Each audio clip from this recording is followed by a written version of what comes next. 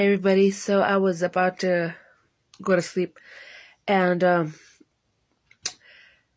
was reminded of something. You do not have to be perfect to come to God. He will meet you in whatever stage of life you're at, number one. Number two, when you go somewhere, a spiritual house, a church for example, and you feel that the energy is off, that doesn't mean you stop looking for God. That means that's not the house correct for you.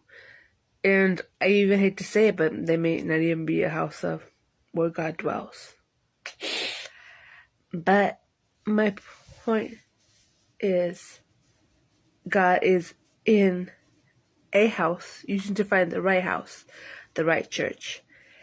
And I'm not trying to talk smack about anybody's church. That's not my intention. But I've been to some churches where I felt the Holy Ghost moving, and it was so beautiful, it moved me to tears. Other houses where I want to run. So, respectfully, just because you don't feel it there doesn't mean you give up on that, because He's never going to give up on you. He loves you so much. And you don't have to be perfect to come to God. You don't have to be a saint. You can be who you are and come to God, and He's going to love you. He's going to fill you with such an overflow of love in your heart. You may even cry tears of joy.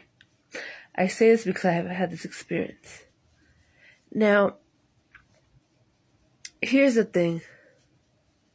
I was afraid that when I would get closer to God, that I would change and I wouldn't recognize who I was.